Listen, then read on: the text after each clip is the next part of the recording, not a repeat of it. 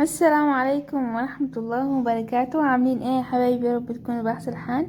النهاردة هنعمل مع بعض احلى طريقة كيكة الشوكولاتة الاقتصادية جدا جدا جدا، بحاجات كده من مفيش، مكونات بسيطة خالص هتقدر تعمليها احلى كيكة.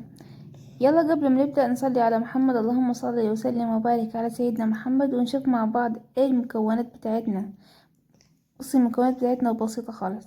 معايا كوبايتين دقيق، مش هنحط طبعا بيض لان هي بدون بيض وبدون لبن، حاجة ايه بسيطة خالص. يدوب كوبايتين دقيق، كوباية مية، كوباية مية، كوباية سكر، كوباية الا ربع زيت. تمام. ومعايا هنا 3 معالق كاكاو، كيس كيك شيف. اهم حاجة كيك شيف ان هو هيساعد هنا عملية الرفع عشان مفيش بيض، وفانيليا معايا، ومعايا بشر ليمونة. هنا دي بدعم الطعم بس عشان ايه، بحسنه كده. اي روايح عندك حلوة بتحطيها، ممكن بشر برتقال برضو بجيب القشر بتاع البرتقال بس بتحطيها. اول حاجة هنا بجيب المكونات الجافة طبعا بحطها مع بعض. كيس الكيك شيف ده بحطه كله على كوبايتين الدقيق وبقلبهم كويس خالص.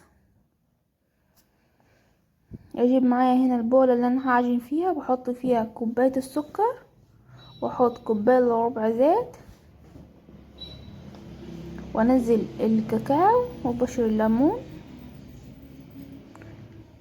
يفضل معايا المية السخنة. المية السخنة هي متكونش مغلية قوي ولا اللي هي ايه دافية، يعني بس هي اكتر من الدافية شوية، يعني هي سخنة. تمام. وبنزل فيها هنا بالفانيليا، نوعية الفانيليا دي كويسة خالص،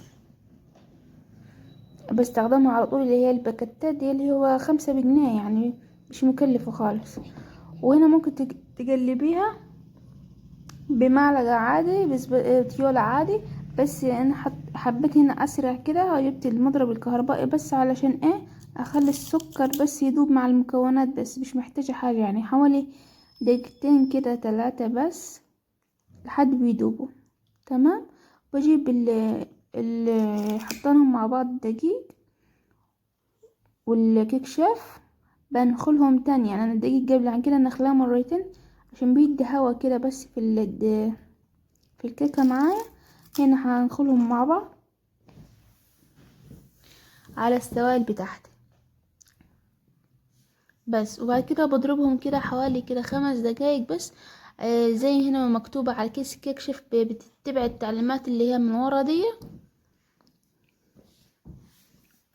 تمام على كده. افضل اضربهم كده حوالي 5 دقايق بس بالمضرب، او ممكن تعملهم بمضرب اليدوي، او ما عندكش مضرب يدوي مش مشكلة، تعمليها يدوبك كده بالمعلقة. بنزل الجوانب هنا معايا، بعد كده بضرب عشان الجوانب دي كلها فيها دقيق لسه متضربش، عشان ما تكتلش معايا لما اجي اصب الخليط بتاعي في الصينية. هنا بنزل كل حاجة، بعد كده بضربها تاني.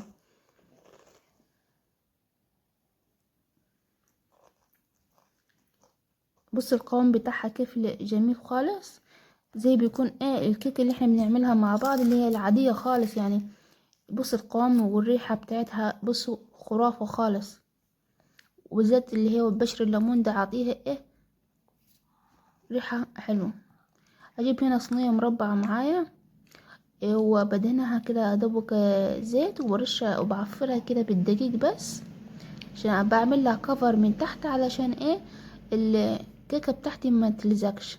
بص القوام بتاعها، ولا كأن ان هي محدش يعرف انت حاطه لبن ولا لا، ولا ما حطاش بيض ولا لا. بصي قوامها زي الكيكه العاديه بالظبط، حلوه ولذيذه واقتصاديه خالص، يعني من ما فيش عملناها. بس كده هروح احطها في الفرن.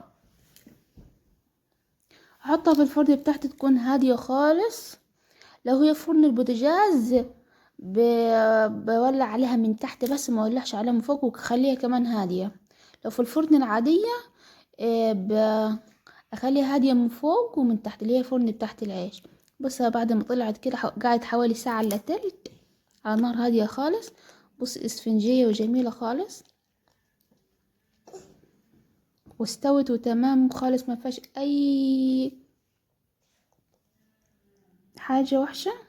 بصوا، اذا وصلتن هنا يا ريت تدوني لايك واشتراك وتدعموني عشان انزلكم مزيد من الفيديوهات.